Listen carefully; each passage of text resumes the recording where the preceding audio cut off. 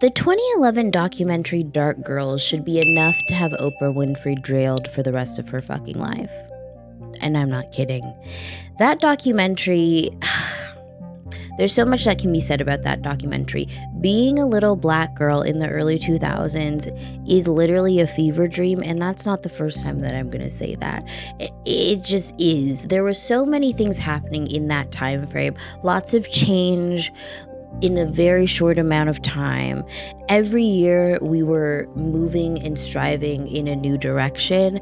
But when you look back at that time and you see where we once were when it came to discussing things like colorism, discussing things like featureism and texturism in our community, it's actually crazy to see how much we've grown. I want to say that Dark Girls and its intentionality isn't why that the documentary is trash.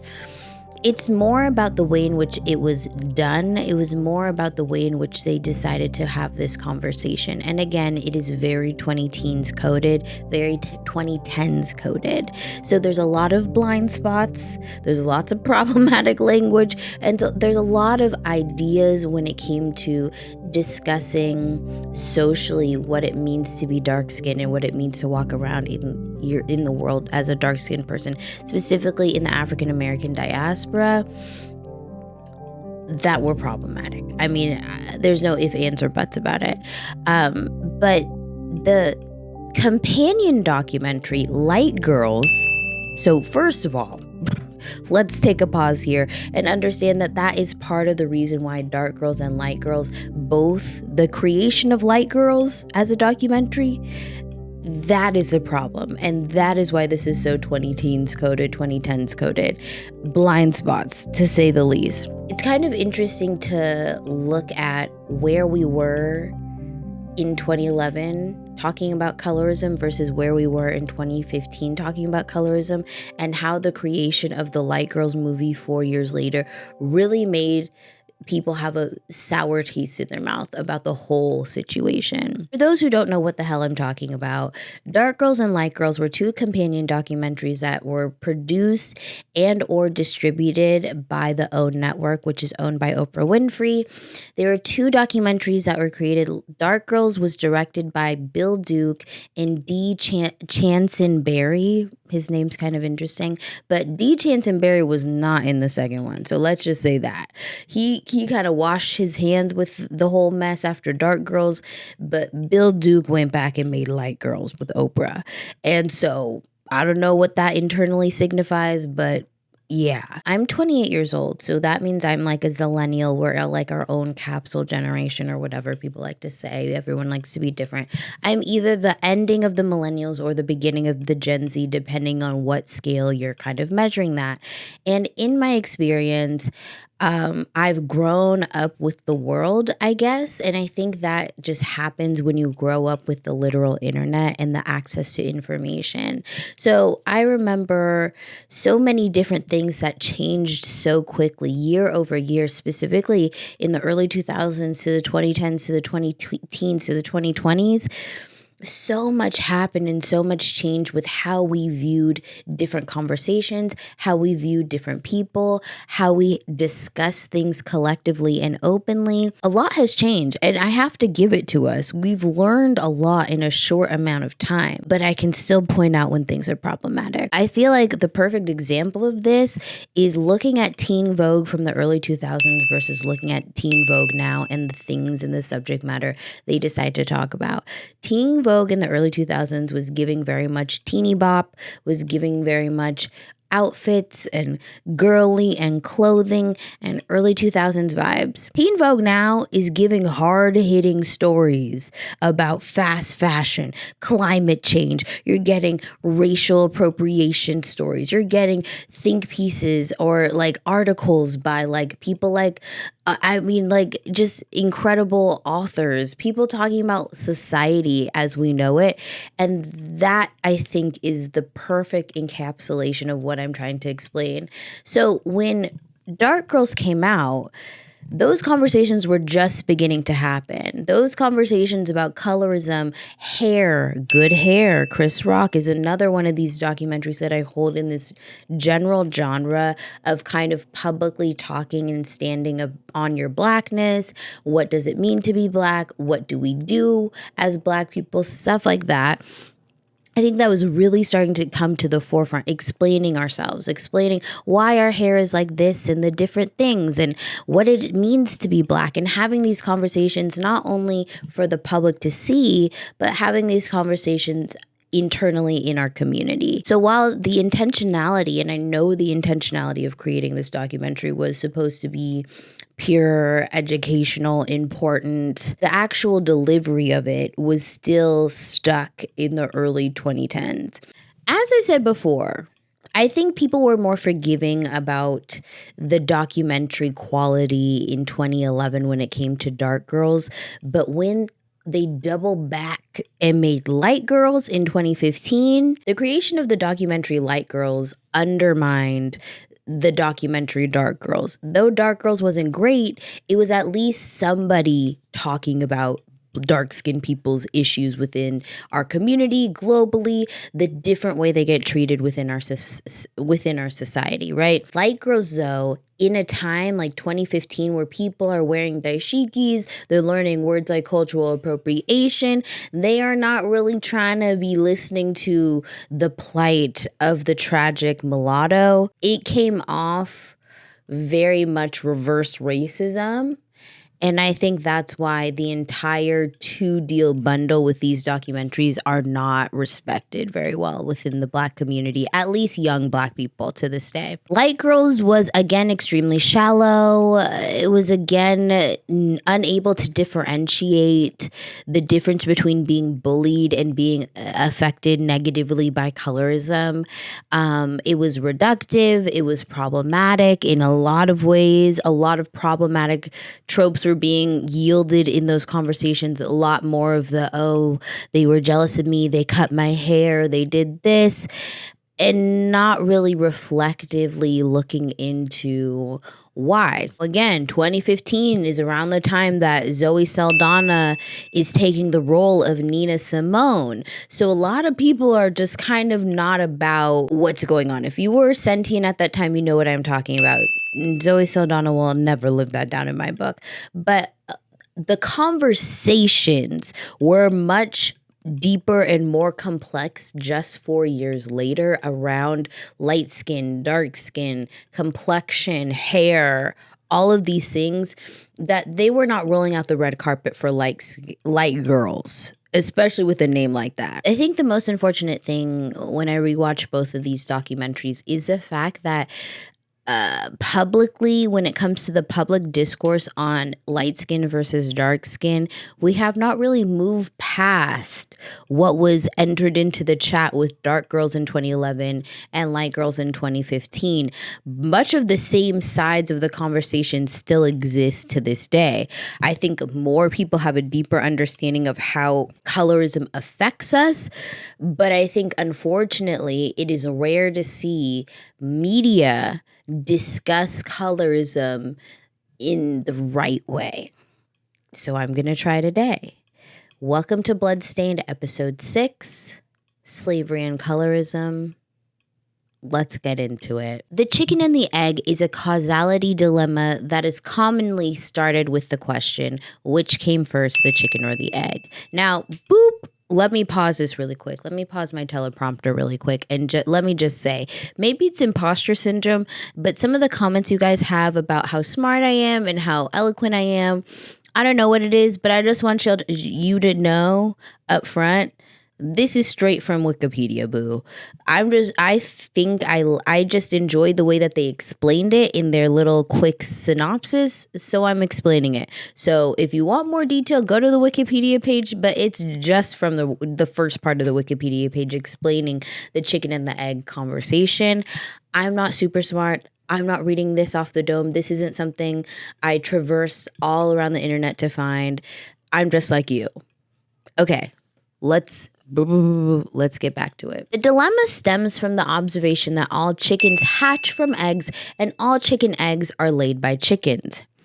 chicken and egg, a metaphorical adjective describing situation which is not clear which of the two events should be considered the cause and which should be considered the effect. To express a scenario of infinite regress, or to express the difficulty of sequencing actions where each seems to depend on the other being done first. Plutarch posed a question as a philosophical matter in his essay, The Symposiacs, written in the 1st century CE.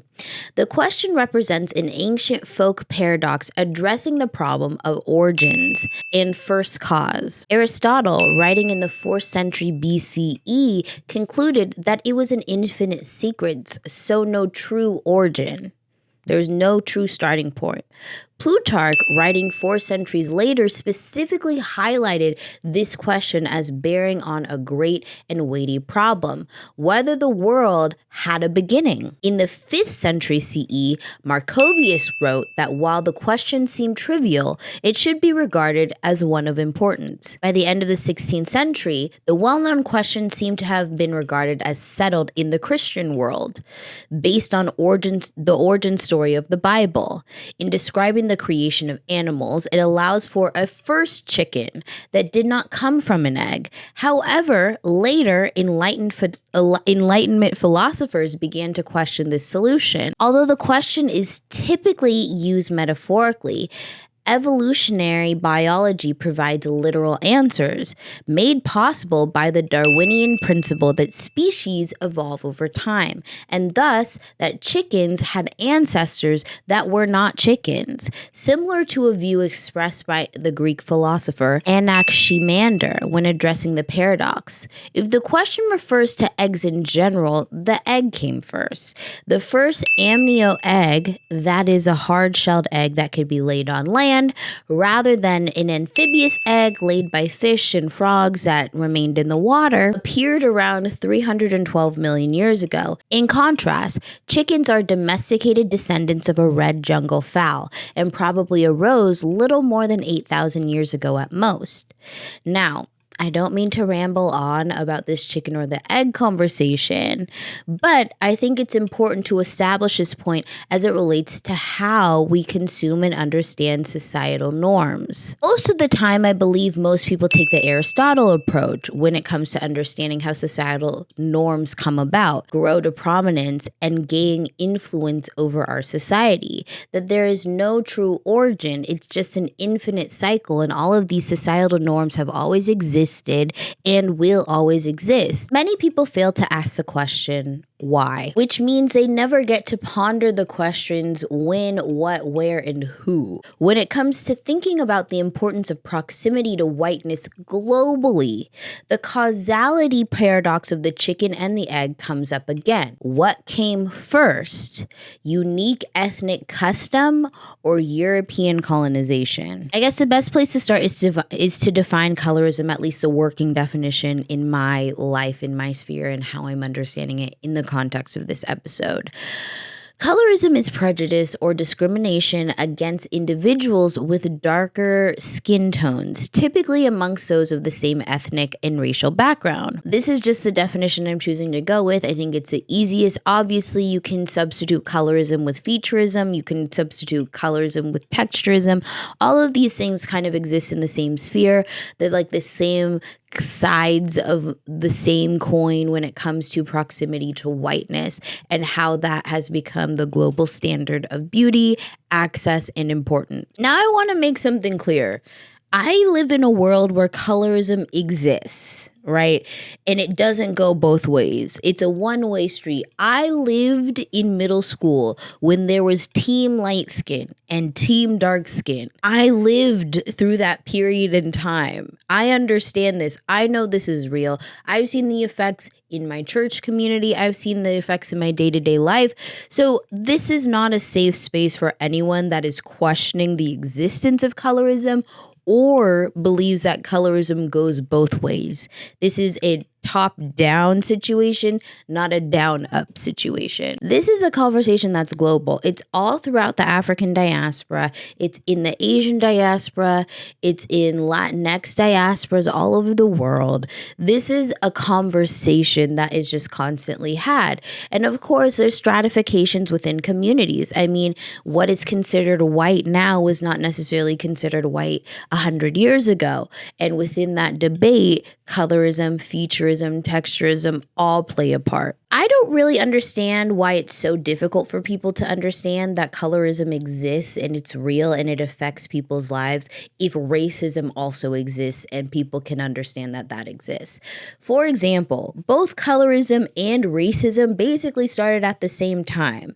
Racism is the underlying ideology for colorism to exist and to work, right? And to function. There has to be a hierarchy of colors, features, in order for something like colorism to then exist within that mechanism and create stratifications within those different rankings, right? So for people to act like specifically light-skinned individuals, that colorism is just something made up and it's reverse and it's not this and it's not that, when they fully believe that racism exists and both those things have foundations in European colonialism, which started with the Crusades in 1095, and Christians were persuaded by the Pope to defend themselves against Muslims. I think it's just asinine. And I just think that, honestly, you aren't open to have a good faith conversation if you still, in the Lord's year of 2024, believe that colorism doesn't exist or you as a light-skinned person suffer from it. Like, let's be serious. Colorism, like I said, exists in places that Europeans didn't touch and had existed in those places for many, many years before Europeans even came in contact with those places. I'm talking about things like Indian caste systems or colorism within the East Asian community. All of these things existed pre-European intervention and pre-European colonialism. So again, what came first, the chicken or the egg, particularly with this conversation? What I will say is that colorism amongst other communities that existed and predate colorism that is a result of European colonization usually have some sort of class attached to people with darker skin. It's still the same thing. The lighter you are, better, higher up you are. The darker you are, the more closer to animalistic, savage, and dirty you are. It's the same binary, but with different motivations. Like I said, it's usually attached to class, and it's usually simply attached to the fact that certain people had to go outside and work in the sun and labor hard, and other people could live lives of leisure. More of a class thing than an actual proximity to European whiteness as the ideal thing. But of course, once Europeans, these communities started to get in contact with each other, once they started to trade, these things were only further exacerbated, even though they already existed. Studies have found that the preference for light skin predates colonization in some East Asian countries and has existed throughout their history. For instance, women that were deemed attractive were described as having skin like snow or ice in ancient Chinese literature. A famous Chinese proverb asserts that a white complexion can hide several flaws. In nations that are homogenous, right? This is important because America, a lot of people don't understand how rare America is as a singular nation. Most other countries are homogenous when it comes to phenotype. You look similar, you all have darkish hair. Of course, there's genetic things that happen, but most other countries, people all kind of look similar. The slight distinctions make sense when it comes to creating a ruling class. In the Indian caste system, those of the lowest caste were laborers. In East Asia, though not an official caste system, their class showed by their skin tone. Period. This is a little tidbit about me. So when I went to Vietnam in 2014, my senior year of high school, 10 out of 10 would recommend, life-changing trip, highly recommend. I was the only Black girl. I've told you this before, but I went to an all-girls private school in the Los Angeles area, so there were not a lot of fully Black girls, fully Black people who went to that school, period. So on this trip, of course, I was the only full Black girl. There was 2 other Black people that were half Black or like mixed or whatever, but I was the only full Black girl. And so my experience within the trip itself was also stratified because I was the only phenotypically Black person. I was looked at as if I was like a commodity, like a celebrity, like, wow, I didn't know that could happen. We started our trip in Saigon and then slowly got more, I guess you would say, remote, less city, less busy. We ended our trip in a homestay on the Mekong Delta with this, like, it was an incredible experience, mind you. And we were riding our bikes through the little community and people would stop and stare. They would ask for pictures. I was like a celebrity child. I didn't love it. They were sneaking pictures. Even in Saigon, they were sneaking pictures. They definitely broke their necks looking at me. But you understand that, like, in these countries where most people kind of have a similar look, little things like the darkness of your skin or how your nose looks, all of these things play into getting you to a higher class or considered to be a higher class of person. And I felt that on the trip, even though obviously I'm American, obviously, so there's privileges within that conversation when we're talking about empire. Within the trip, I was looked at differently because I was just a fully Black girl in Vietnam, and a lot of people had not seen that before. And you saw the ladies, it was so hot, mind you. It was so hot, so humid, but all these ladies, long sleeve, visor covering their face, neck cover, all of those things. They did not want to get darker at all by any means necessary. So these ideas of color and beauty very much still exist globally. So again, obviously, we're going to bring this back to slavery, but I think it's important that we have a working understanding that the concept of colorism isn't even just reserved to the Black experience, let alone the Black American experience. It is a global conversation that many communities are having intra-racially. When it comes to the conversation of colorism as it relates to the African American understanding specifically in this country, I think we've heard the story all before. There's the house slaves, there's the field slaves. The lighter people, whether you were born lighter, whether you were biracial, whatever, you were asked to work in the house because it looked better. You were more presentable when it came to company, and you were taught more etiquette things. You were taught to work in the house, whether you're cooking, whether you're cleaning, whether you're tending specifically to, the master or the maiden, I don't know what they're called, y'all. So a lot of the housework positionality was, I think, reserved for older slaves that maybe were in the family for a long time, as well as biracial slaves or lighter skinned slaves.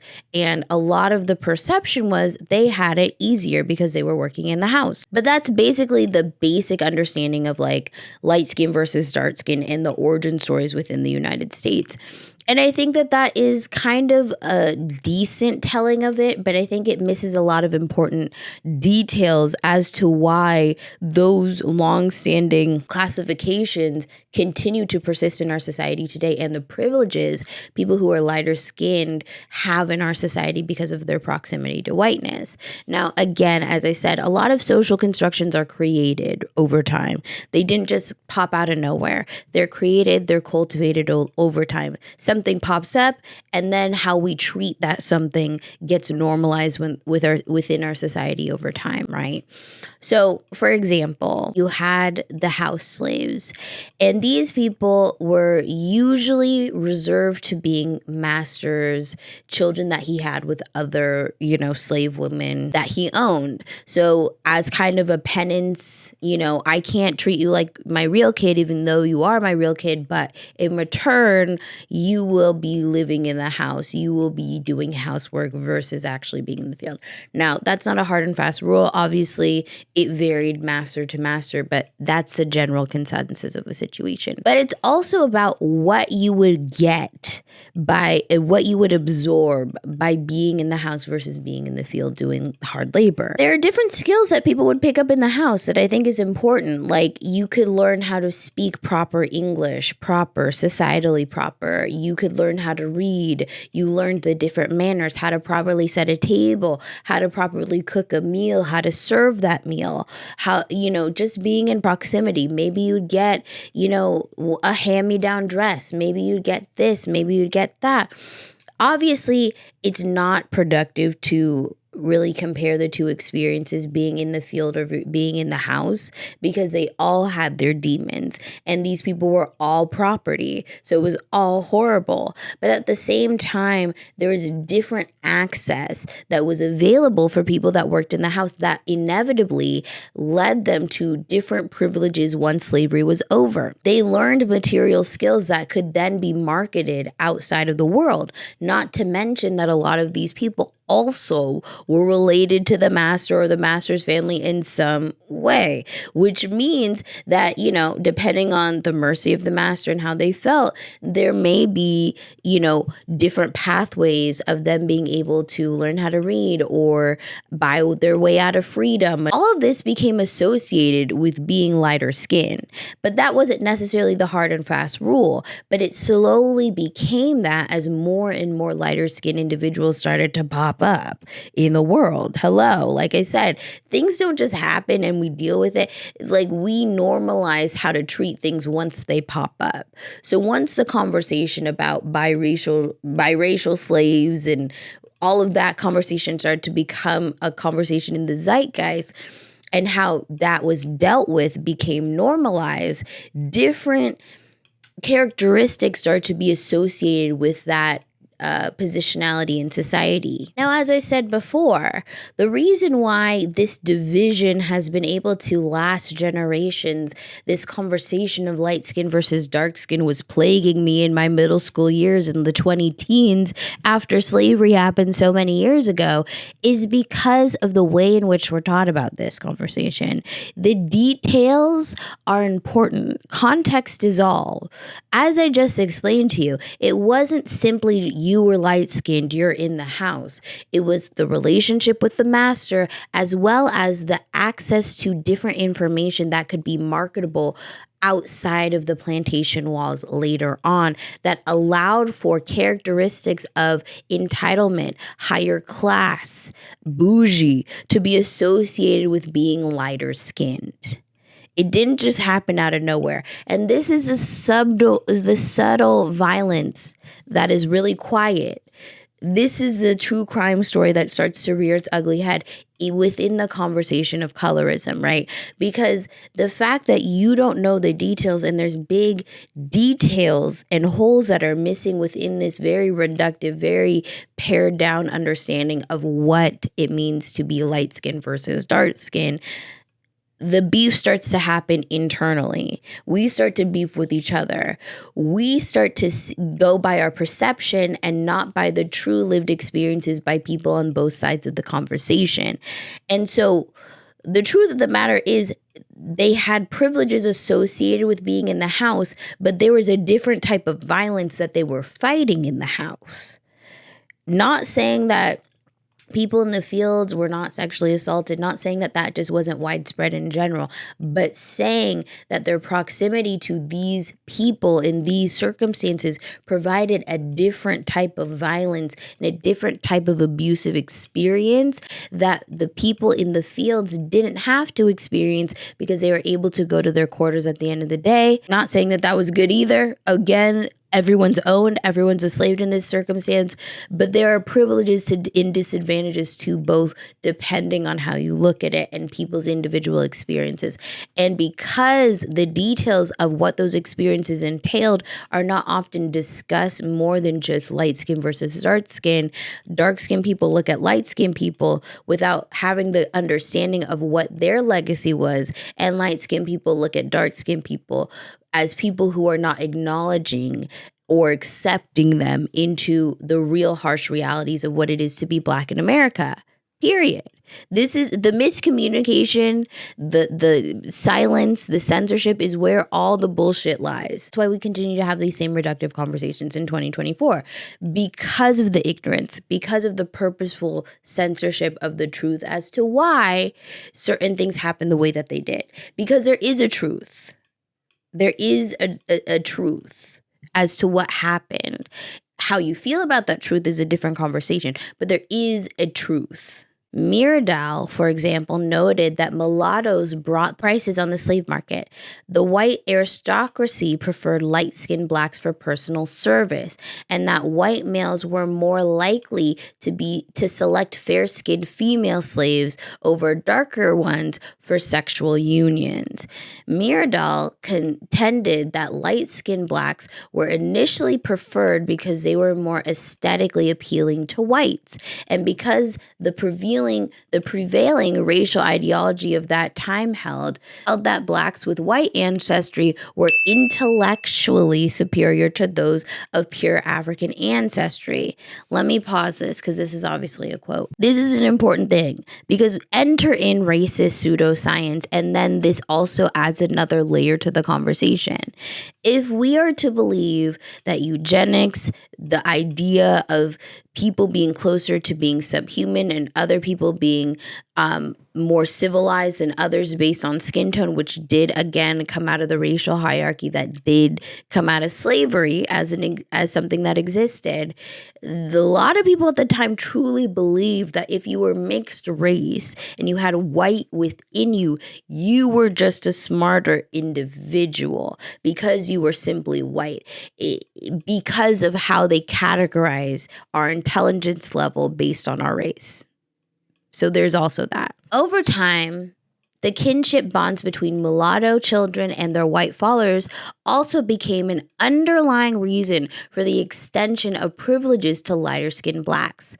Skin tone stratification in the black community by Verna Keith and Cedric Herring. House servants, in contrast, were largely mulatto offspring and descendants of white males and slave women. Slave masters assigned them to the more prestigious and socially desirable service positions: cook, butler, coachman, personal companion. Training for skilled occupations was often reserved for the children of the personal servant. Professions of skill was not only esteemed and a source of pride among slaves, but it often conferred other privileges, such as the opportunity to work as a free laborer, save money, and purchase one's freedom. Now, this is obviously from the same paper that I was lifting the other quote from, Skin Tone and Stratification in the Black Community by Verna Keith and Cedric Herring. But again, this is another important point that they do not talk about, right? When it comes to colorism and its legacy, right? The jobs that those people's children were able to have were affected by the fact that they were chosen because of the color of their skin to have these prestigious positions in the house. So if you were a coachman, it's likely that your child, your family, would be able to learn a more skilled trade. Because of this access and because a lot of these positions were reserved for mulatto people or people that were related to the master, their kids were able to have positions where they would learn skills like being a blacksmith, being someone that could sell the labor that they were learning in the free market outside of the context of slavery, which means that they could work to earn money that they could then save to then buy their freedom. On top of that, because of their proximity to the master, whether they were related or proximity to whiteness in general, these options and pathways to be able to buy your freedom begin to open up. These conversations begin to happen because of your privileges based on your skin tone. That set up your entire bloodline to have certain privileges that other bloodlines were just ignored and unable to even access simply because of the color of their skin and their lack of proximity to whiteness. All of this leads to people who are lighter skinned to be able to live a better life post-slavery, thus meaning that the free Black population tends to look a specific way, which is lighter skin, okay? These things, I feel like the chicken and the egg conversation is so apt because a lot of people, again, have this Aristotle idea of the chicken or the egg. It's just an infinite loop. There's no origin point. But what I'm saying here is that there is an origin point. all of the things that are just subconsciously associated with people with lighter skin came from these dynamics. And these dynamics were just choices that people made to allow and open up opportunities for some and to close off even the thought of those opportunities for other people. And because of those choices, different characteristics get to be associated with the color of one's skin that allow you to exist in a different realm that someone that doesn't have that phenotypic telling mulatto skin tone to be able to even imagine. That is how baked in it is. But there's an origin point, which means it was made by man and created. There was a start date, which means there was a time before this ideology existed. But it's important to understand that a lot of this is just choices and associations and opportunities given to some and not given to others. But a lot of these ideas and characteristics become naturalized to the point that people associate being light-skinned with a lot of these qualities, when in actuality, it's just because a white person told you that you could do something. These were the positions that allowed them to not only save money and purchase their freedom, but allowed them to be marketable when they could free themselves after they bought their freedom, right? Meaning they could get higher paying jobs once they were freed, meaning they had the ability to actually provide a better life for themselves. Their proximity to whiteness in this case, proximity to relation to the slave master in reality, gave them the still controlled privilege of upward mobility that other Black, more phenotypically Black people never even had the whisper of access to. These customs or favors in history led to the creation of the upper and lower classes in the African American community outside of the plantation. It continues to spill over. The ability and the access to do that creates our class system when slavery is over. Through their daily contact with whites, mulatto house slaves were exposed to the cultural views and practices of larger society, dominant society, white society. Once emancipated, former house servants were better prepared than former field hands to negotiate with whites and to lessen attempts of exploitation. This is so important. This is so important. This is the original code switch. This is the original code switching, and having the wherewithal to do that and understanding the idea of that. Code switching is survival. It's assimilation, point blank, period. I know that there's obviously a working understanding of code switching in our modern day, but this is the origin story of it. Your access and your proximity to seeing how the dominant culture interacts, what they value, music, culturally, how reading, speaking, understanding, knowing how to present yourself amongst the dominant class. These are the people that are in control of where you go economically. They're in control of where you are able to live. They're in control of what you're able to do on a day-to-day basis. And if you are able to speak their language, you will be able to get further. Now, I'm not saying it's right or wrong. Obviously, assimilation and all of that code switching has its drawbacks 100%, but you cannot sit here and deny that in a white supremacist society, knowing how to walk the walk and talk the talk does not account for getting you a certain degree further, right? If you're able to assimilate and not ruffle feathers, you're able to get further in this society that values certain respectability politics that are associated with proximity to whiteness, right? And in this case, it wasn't just physical, just your skin color. It was your civility, your ability to play the game. As children of slave masters, mulattoes were more likely than other slaves to be manumitted or permitted to purchase their freedom on reasonable financial terms. Like, they weren't getting screwed either. Mulattoes were therefore overrepresented in the free Black population and underrepresented amongst slaves. I'm pausing here. I'm pausing the teleprompter. Perception and optics are everything. Perception and optics hold about 70 to 80% of it. If you look in the world and you see that more free blacks look a specific way and more enslaved blacks look a specific way, that informs you on how you begin to deal with those specific people. Mulattoes were therefore overrepresented in the free black population and underrepresented amongst slaves. By 1850, for example, mulattoes represented 10 to 15% of the total population, 37% of free blacks, and 8% of all slaves. Now here goes the chicken or the egg conversation again. What came first? The feeling of being better than your full black counterparts, or actually having privileges that allow you to live a better life than your fully black counterparts? Right? Again, small decisions, barring access on these terms, allowing access on these terms that shape how we perceive each other and ourselves. Someone made this up.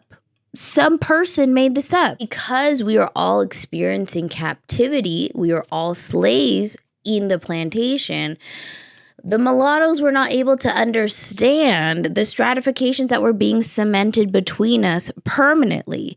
The little crumb of access that they were given gave them enough upward mobility to create their own version of closed-off white societies. Their internalized racism and colorism brainwashed them to think that they were actually better, so they treated us just like white people treated them. This is a script I wrote a while ago, child. I'm surprised by how amazing it is. Sometimes I'm shook by myself. But this is important to understand, the steps, specifically if we're talking about the slavery reality, right? The steps, the privilege, the access, what came first? The feeling of being superior, or actually having the privileges that allow you to live a better life than your counterparts? And then your association with those privileges and wanting to keep those privileges because you have an easier life for your family compared to other black people. So breeding with that in mind. Hello, Blue Vein Society. Hello, the origins of Jack and Jill. Hello, brown paper bag tests. Let's talk about it. Mulattoes maintained their elite position in the black community for over 50 years following emancipation by passing their advantages onto their children, continuing their close association with whites, and avoiding intermarriage with darker blacks. Like this now became social norms. This became what was normal in society. A lot of people associate Jack and Jill with just little black kids hanging out in like-minded communities. I think it's problematic. I was not a Jack and Jill Black. I had friends who were Jack and Jill Blacks. I was not a Jack and Jill Black. But the origin story of that group is based in this shit. They had brown paper bag tests for the families that were allowed to join. And the goal was to socialize the children of people who looked a specific way so that they grew up with these being their friends and this being their community that they dipped into when it came to dating, socializing, and marriage eventually. Therefore, consolidating the wealth amongst these groups of people. That is why you have to pay to be a part of Jack and Jill. That is why there's a socioeconomic standard in Jack and Jill. Because of this, the legacy of Jack and Jill continues, because obviously you can't say, oh, only light skin, can you pass a brown paper bag test for people to be allowed to be in Jack and Jill?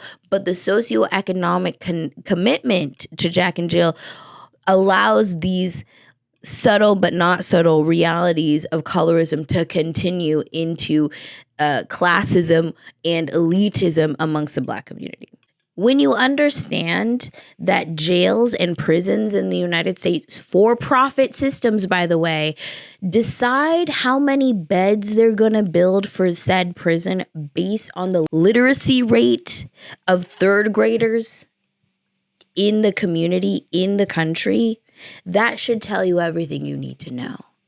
Because as soon as you are deemed problematic in the classroom, it's not a hop, skip, and a jump until you become problematic in the system, which then leads you down a pathway of being in for-profit prisons and being a slave once more. Now, the real reality is that the darker your skin is in a white supremacist, colorist, global society, the more you are predisposed to danger. Just check the global sales of skin bleaching creams and soaps across the world, not just in the African diaspora, across the world. That alone proves that proximity, it's a $1 billion business, by the way, that proves that the proximity to whiteness gives you protection. There is something so early 19th century gay woman slowly poisoning her abusive husband with arsenic coated about the way in which they have poisoned the well within our community. Like, it's just so shady and underhanded. Like, slowly poisoning us from the inside out in terms of fucking with our literal self-perception to the point that we believe what they tell us to believe about ourselves, allowing the gaps in our understanding about each other's different but valid experiences to further cause divisiveness between our community. So not only are we stratified by class, we're stratified by color, we're stratified by feature, we're stratified by texture of hair. That is how the proximity to whiteness thing is so real to the point of my hair texture gives me away. Like, that's how granular it is. That is how evil it is. And that is how divisive it is. And that's how serious it is. Like, I want people to stop acting like colorism isn't a real serious problem. Colorism is racism.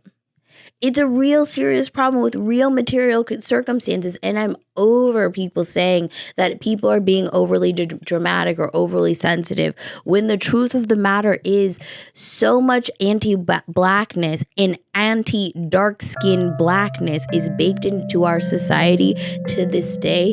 It affects our day-to-day lives and how we are able to build solidarity amongst each other, relate to each other, and love each other. We need to have space to be able to unlearn what they've told us to believe about each other on both sides of this conversation, allow space to fumble, allow space to be angry and to be emotional, but more importantly, allow space for us to hear, listen, and bridge the gap. Colorism exists. You're a loser and a weirdo if you deny that this is true. It's just facts. You can't exist in a white supremacist society without colorism also existing. Black Lives Matter, free Palestine until it's backwards. Boom, baby.